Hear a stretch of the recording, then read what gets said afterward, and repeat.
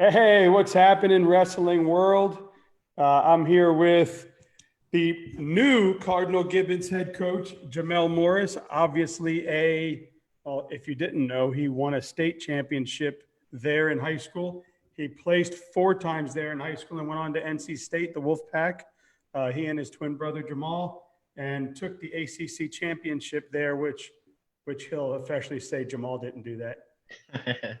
So, hey, welcome. I hope you and your brother, everybody doing well. I'm sure through this time you were probably ready to go.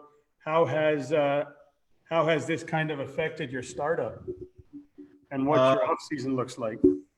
well, at the end of the season, I kind of gave the kids a little survey, like what they liked about the previous year and stuff like that. What do we need to work on and stuff, and I reviewed a couple stuff. So I had a bunch of stuff planned for all season, what to focus on technique wise, to attack the mental side of everything and stuff like that, and a couple workouts we can do and tournaments we can hit over the off season and stuff. So coronavirus kind of put a stop on that a little bit. But I kind of like to look at the positive side. They have more time to focus on the mental aspect of wrestling, like studying video, working on like building confidence. I tell one of Jonathan Lay, I tell him to like get a notebook, write down like your pre-match routines and stuff like that, technique that you do, stuff that you need to work on, stuff that you do well, and stuff like that. So it's a balance of all this stuff, but at the same time, they can work on certain aspects of wrestling they wouldn't be able to if they're doing on the mat and stuff like that. So yeah. You have them doing like some of that virtual stuff, weight training, things like that. Yeah, some guys have like a bench rack in their house and stuff like that. So I send them a couple workouts to do. And then the kids that don't have benches, that they might have resistant bands and the resistant band workouts.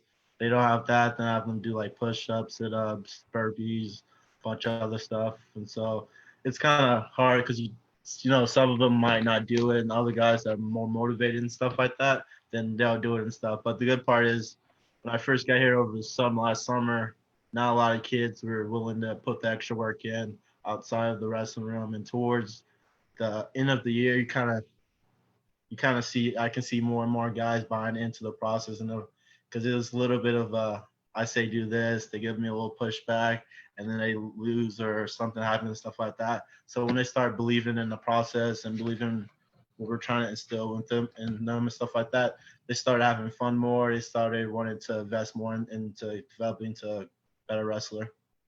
That's awesome. So, uh, talk a little bit about that. I mean, you're going back to your alma mater. What does that mean to you? How does it make this job different than just any other coaching job you would have taken? It's definitely more personal, I guess. It's so I went to high school here, and when I first got there, no one knew a lot about wrestling. The students didn't know, the staff didn't know. And as the team kept winning and I kept winning and stuff like that, people got more invested.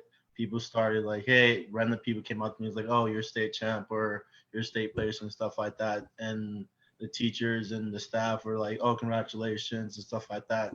So the culture towards the before I graduated and towards the end of my high school career kind of changed a little bit where people didn't know wrestling and now people students and staff started knowing wrestling, started going to the meets and stuff like that. So I kind of want to create that atmosphere again at Gibbons, so where everyone knows about the wrestlers and stuff like that, and want to go to the meets and tournaments and stuff and supports us and stuff like that. So towards the end of last year or the last season, I I kind of saw a little bit of that going on now. At the end of the year, didn't really see that much support, but towards like the middle of the season, we started going like we took first at Brandon or started took second in regional duels and stuff like that. People started to notice us again, notice the program, and so it's kind of good. The people at Gibbons were like, "Congratulations! I heard you won this really good tournament and stuff like that." They do a parade for the parade champions for the kids that go on the states and stuff. So I love that kind of stuff, like changing the culture, changing just giving it changing the culture so it's more of a support system from outside the wrestling community at Gibbons. So it's kind of good. This is Were you there this season already, or you're Oh yeah, I was there this season already as an assistant coach. okay? So I kind of call it as a red shirt year for me because me and my brother were pretty much running all the practices every day and stuff like that. The previous head coach was there. He's a very good coach, great resume, great experience, great mentor for me. When I was in high school, he's my coach too. So I learned a lot from him. He knows the business, he knows the wrestling, everyone knows him. Uh, Great guy to learn from and stuff like that. So he was there to help me and my brother ease our way into the coaching and stuff like that. It's like, yeah, you can't do this, can't do that because of X, Y, and Z and stuff like that. So I kind of like beginning, I was trying to, I guess, structure practice like a D1 practice and stuff like that. Then I have to realize like, okay, some of these kids or most of these kids don't know the basics and stuff like that. So we have to go start the basics and slowly build our way up to where we can they can learn more technique easier because it was a struggle, but at the same time I kind of love the challenge where all right, this is my way. How can I change things up to make it a little bit better, a little bit easier for them to get better? Just trying to get the most out of the kids. Nice. So how much easier will it be now to kind of put your culture or put your fingerprint on the program when you're the head coach, as opposed to kind of wanting to do some things, but kind of still had a back seat? And is is Jamel coming with you? I mean, Jamal coming with you there, or has he already been there with you? Jamal has already been there with me. He'll be a assistant coach too. He'll be main assistant coach at the same time. So we're starting a not a feeder program, but like a youth club at there too. So he'd be mostly the head coach there, but at the same time, I can't do everything. That's why we have multiple coaches on staff. He does what he does best, and then other coaches do what they do best and stuff like that. So we kind of have like good structure where, hey, I can't do this well. This guy does it better than I do it, so it's good. If I don't know how to do something, I'll either ask them for help or I have like D1 coaches I know or like old teammates that are now on D1 coaching staff right now that they help me out. Like, hey, I'm struggling with this. How do you do it up there? Do you have any suggestions and stuff like that? But What has it been like growing up and wrestling with a twin brother? How long? When did you guys start wrestling? At what age? we started wrestling. I think the end of my sixth grade year. I was at Alapata Middle School, so originally we're from Miami, pretty much. So we were play wrestling and before school, and our coach saw us wrestling and stuff like that. Like picked the guy up like two times my size, picked him up, dropped him down. He's like, join the wrestling team. I'm like, what's wrestling? I'm like thinking it's like WWE, and I get in there, the people wearing singlets, and I'm like, it's different. I actually try to quit two times or three times before I actually like stuck with it and got good at it. And it definitely got you out of Alapata. Oh yeah, yeah. I went to like another Miami school or something like that. So it was a good path for me to take But because what are I asked I usually ask the brothers, but I know when I had the Rivera twins on, which I'm sure you know very well, um, great wrestlers, great guys. they tell me that they can almost like feel each other out, like they know the next move that's Oh coming. yeah. And I was telling you before where I could see one of them getting undressed, ready to get on the mat when the other one just barely started to move. It's like they know what's going on. Uh, is that something that you guys have experienced, or Oh you yeah, can all tell the what the time next move is? when I'll be watching him sometimes at he'll be going in college. They'll go away trips and stuff like that. Or watch him flow with a bunch of other teammates that didn't go and stuff. I'm like, oh, he's about to beat the guy. And he's like, what are you talking about? He's losing right now. I'm like, watch. He like heads and on the guy and pins him. It's just like I can guess what he's gonna do next. So it's kind That's of awesome. And do you think it's an advantage? Like I ask brothers that are close in age, do you think it's an advantage getting ready for tournaments, knowing uh, you've got a guy at your house that oh yeah. probably wrestled everybody you wrestled, so kind of has a feel for it. Like, you know, Justin wrestled Frankie Talsha here, so it was Justin could be at home telling Chris, "Hey, this is what he did to me a few times. Watch this." Yeah. Did you guys have some of those advantages? Our senior year, I went 41 and he went 41 too. In the beginning of the year, he was starting, so he wrestled, I guess, some guy from, I think, Nate Lennox from Purdue, and he wrestled him. The guy ended up beating him and stuff like that. But then I wrestled him at NCAA's, and I had to wrestle him again. Jamal was like, "Watch out for this, watch out for that." So I ended up like, I think I almost major him or something like that. But like, it's kind of good because he was just, like, he scouts the guy for me because he knows how he wrestles and stuff like that, and it's definitely a bonus. That's great. So, excuse me, I'm sorry. So let's get into Gibbons. Now you're becoming the head coach, right? And then, um, I guess you and your brother will be co-head coach. And then what will Cater? Cater will be the assistant coach. Cater's more of a club coach kind of person. Okay. Yeah. Good, great culture guy to have around. It seems like. Yeah, he kind of has the Miami aspects of everything and stuff like that. But it's that he runs his Miami Elite stuff and he helps out and stuff like that. And so he's gonna do his Miami Elite club, and then we're gonna do our Fort Lauderdale wrestling club and stuff like that. And might have like co-practices and stuff like that. Nice, nice. So talk about. I know you mentioned a little bit. Well, you're going to be back at your school, and now you and your brother will be going in as the co-head coaches. What will that look like? Will you both be coaching in the same direction, or will you guys kind of split duties on certain things? Will one of you take light guys, heavy guys, or is it just Jamal might get the heavy guys. He's a little bit heavier than me right now. But yeah? but like practice structure wise, I mainly structure the practice, but he always has his input and stuff like that. I mean, he has a different aspect of wrestling that Yeah, we have you're two the different. you're the smart one, right? Definitely a smart one.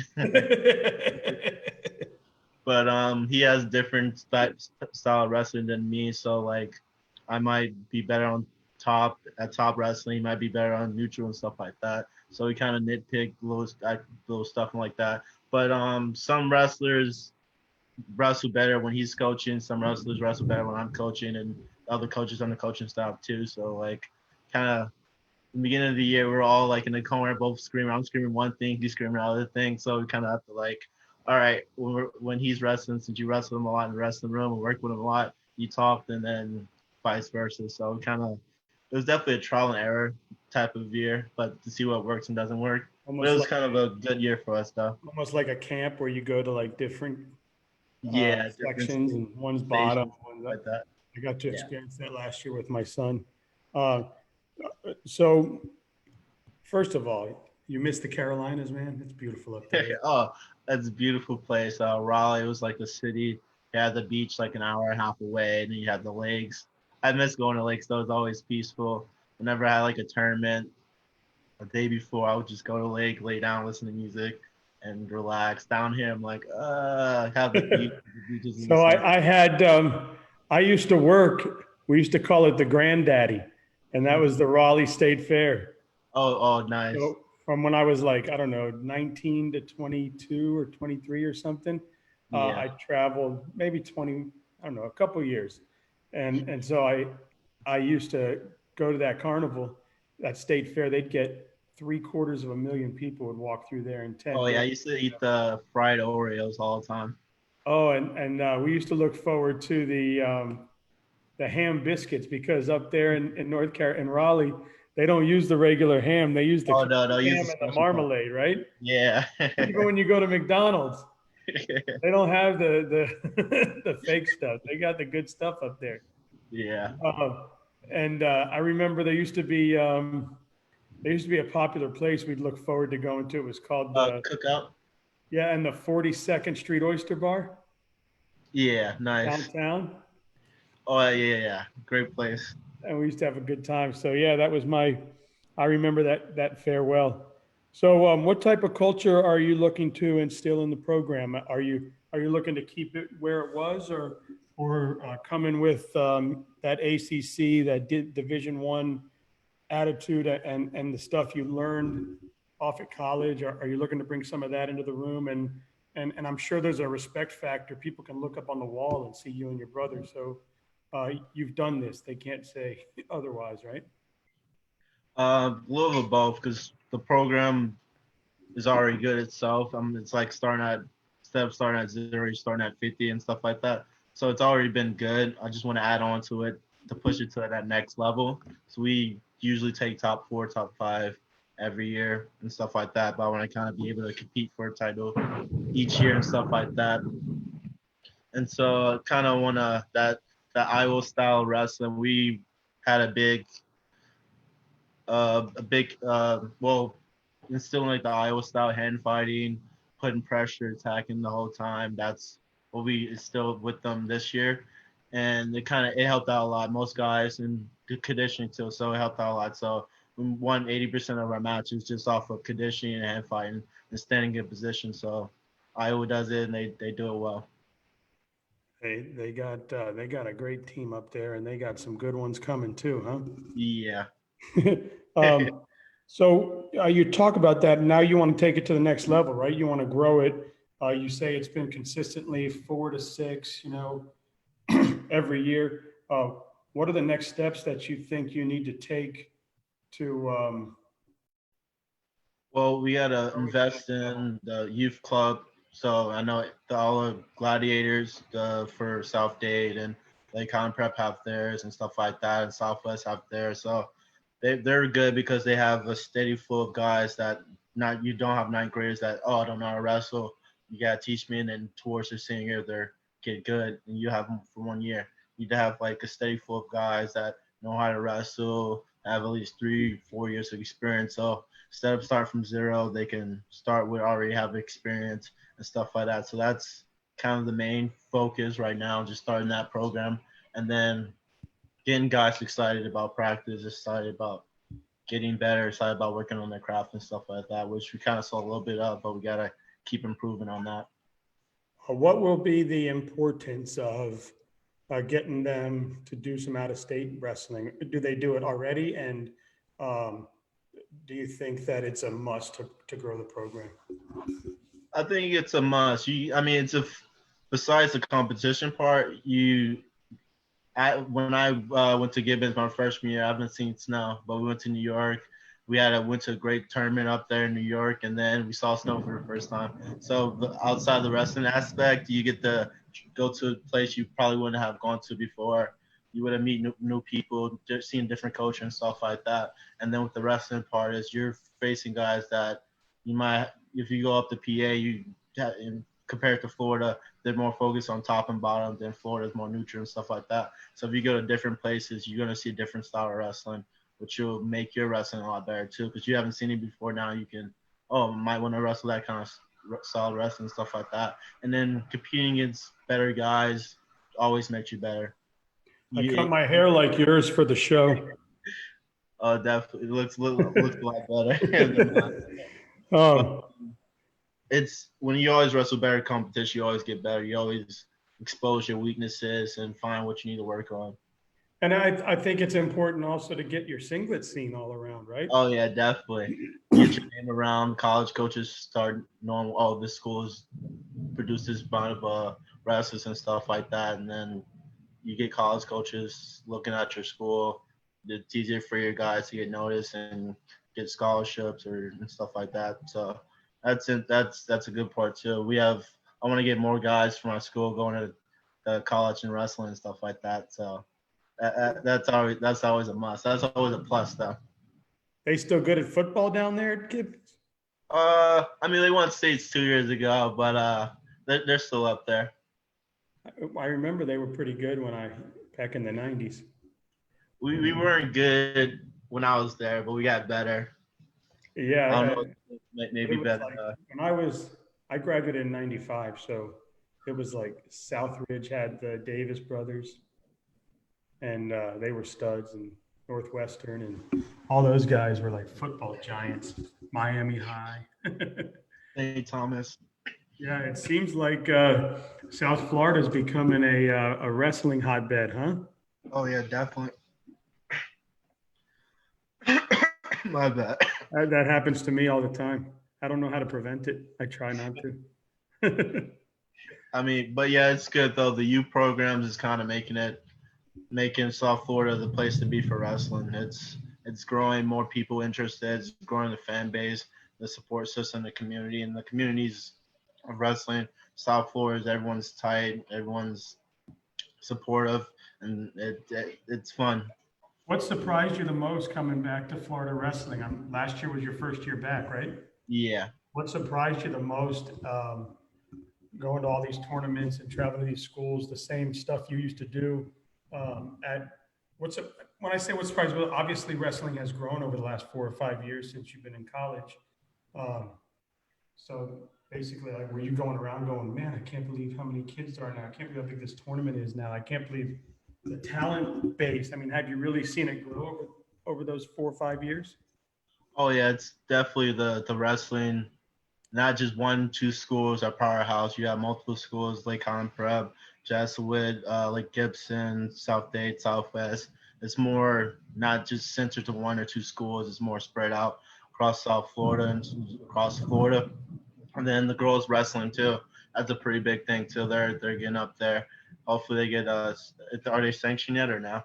Now they're fighting for that. Miss Lindsay Dahl is in the room, putting Yeah. in putting in the effort. But yeah, I mean, how big would that be for wrestling? I mean, I had a girl on right before you that wrestled at Olympia Heights. She was a two-time state champion, and she said just in the 3 years that she wrestled, it went from where she saw like no barely any girls or nothing, a bracket where you would just automatically advance to where she was seeing full brackets and full rooms and full tournaments. So um, how important will it be to get a women's program and build it where you are, That's where I'm at, or or just in full. everywhere? Yeah. It'll be good. Definitely because they're opening more D1 colleges for women's wrestling and stuff like that, and it definitely gives you definitely create a bigger fan base, a different fan base, and a different stuff. Yeah. So, but I always tell my guys, they think, oh, I'm wrestling a girl, it's gonna be easy. I'm like, no, some of these girls are they're actually pretty good, and they better watch out. Yeah, my son always says it's their hips, their legs and hips are just Yeah, so they're strong. bumpy with the hips and flexible, Yeah. So she's always like, man, I got to stay away from that. and So they what do we, pick up wrestling better than boys sometimes. yeah, look at this. Jamal and his brother wrestled in the middle school program down here in Miami, Miguel Dominguez. So, he's been I guess the front of the train at this middle school thing and growing youth wrestling. We had I had Coach Morgan on, Yeah, and I know him. Great guy too. and everybody I spoke to is just we need to get more youth clubs and Yeah. build from the bottom into. So I mean, look what happened. You got to go to the middle school program and wrestle, and look what happened. So with that being said, what has wrestling meant to you and your brother, and what has it done for you mentally, emotionally, successful in your life? Um, how has it guided you from Alapata to where you are now? Wrestling, it pretty much is a way out, I guess. When I was younger, I didn't think I'd be in college. Didn't think I'd be in the position I am today. I wouldn't be the person I am. My character, the way I act, the people I know, you make a lot of connections.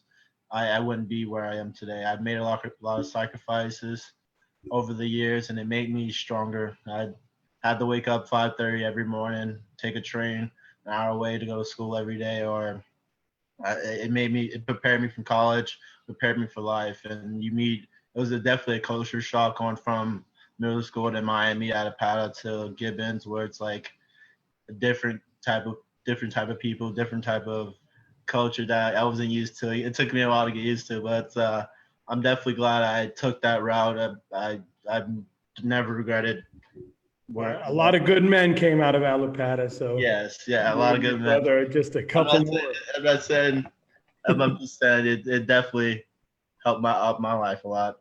That's awesome. And college And scholarship, yeah, college degree. Was that always the goal, or did wrestling lead you on that route? Uh, Wrestling led me to that route. It was just I didn't think I was just younger. I didn't think I was smart enough to get into college. I was like, oh yeah, I probably have to play football or something like that. Then I was too small for football. Then like, all right, I'll Got to go try. through Luke's program down there and get on the football field. Man, I remember that program was just like one team, and now Yeah, it's it's everything. worldwide, man. It's unbelievable. A lot of people, if you're not from Miami, you just remember, you think of Luke, of the things that, Two Life Crew and things like that. But Yeah, if you're from down south and you really have been around what he's done for the community and the kids and the just everything he's done down there, people just don't get it. Like they think of the old Two Live Crew and he's rapping and booty girls, but yeah, they don't think of man, he's done a great job down there with those communities, and it's unbelievable. I can't I couldn't believe it. I was telling, it might have been Cater I was telling, or Ortega when I had him on, but I mean, Wynwood was where you went to, like, not to go now, right? I yeah, mean, like, it was the mechanic shops, and the chicken had the bulletproof turn wheel where you had to get your food in the park across the street, and then I went down there, and I remember my grandmother was like, "Hey, we'll meet you in Wynwood for lunch." I'm like, "What? You're not going to Wynwood for lunch?" And he's like, "Yeah, that's where we're going." I'm like, "Okay." I show up. I'm like, "This is not Wynwood." So it's amazing. And Overtown, they've got that park going now. And I drove down the street. I couldn't believe it, man. It's amazing what's happened to Miami down there. So good for Miami. Good for South Florida. definitely, Yeah, I mean, the 305 raised me, So definitely. that's awesome, man. Well, I know from talking to Cater, Gibbons is just stoked to have you guys back this year, and then have you taken over the program now is going to be a big thing, and just to bring that young, hungry energy to a program, and bring the knowledge, the Division I knowledge, and the wrestling that you've learned, and the culture, and whatever you learn when you go there and you bring it back. That's awesome. Yeah, I know he's very pleased to have you coming in, and I'm sure it's like a father saying, "Wow, look, my boys are back." So I'm sure you guys have a great thing. So I know I've been a little repetitive on my 10 questions. I got to figure out some new ones, but in the meantime, those are the ones I have. Uh, so you're down by 3 going into the third period. Do you go top, bottom, or neutral? Top. Ooh, top. Everybody was saying bottom. You thought of this. Um, Folk style or freestyle? Folk style, but freestyle is fun too. Definitely folk style though. Um, let's see. Headgear, no headgear. No headgear. Every time I wrestle, it chokes me. That's funny. And some kids I talk to, they say that's like my helmet. Like when you put it on in football, you're ready to go. Like when they attach that headgear, it's like their switch. Uh, what is more dominant, a pin or a tech? Tech, definitely. Tech, definitely. You might catch someone on their back, but you gotta actually put points up and tech someone. That's a little bit harder to do. What is more prestigious, the 32 or Fargo? 32. 32. Nice. Yeah. And it's for, you talk to like freestyle guys, they'll say Fargo, right? I mean, I'm just noticing this by learning. Pretty cool. You like the Whopper or the Big Mac? Big Mac. Oh, me too. I had a Big Mac live on air. If you find the video, it was very good. 58 days I've been in my house at the time, so I finally got out. I was like, man, I felt like I was on house arrest, and someone came and like, want to go for a drive? I'm like, yeah. uh, I don't know. What else is there? A little Miami, like cortadito or colada. I don't eat Spanish food. What about coffee? Oh, coffee, definitely. Love coffee. You like them little Cuban shots? Yes, definitely. Oh, yeah, I love those.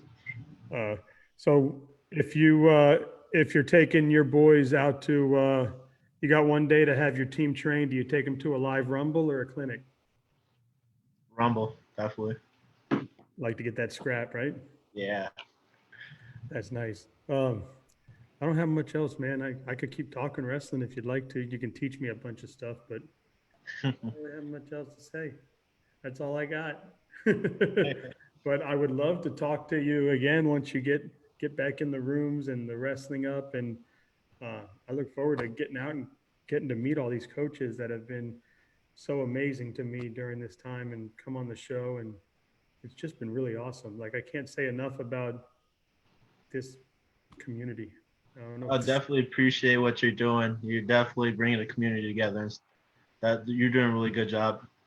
Yeah, I appreciate it. And it's crazy. I mean, I've got coaches from all over the country now that are going to be coming on. So it's been pretty dope, man. I'm like, I get to talk about wrestling. This is not a bad thing. Yeah. And maybe one day my teenager will listen to him. Right now, I'm not very cool. You know, he's 14. So I'm like not the cool dad right now. So, and you're talking to all the wrestling coaches. That means they're going to know who you are when you go to the gym. Like, yeah, probably. It's fun. Hey, listen, good luck with your new program down there. And nothing better than seeing good men back in their alma mater trying to grow the kids and grow the youth. And congratulations on your career so far, you and your brother. And I look forward to seeing you at these big tournaments. Look forward to it And too. grow that program. Thanks for having me. Yes, sir. We'll have a beer one day. Yeah, definitely.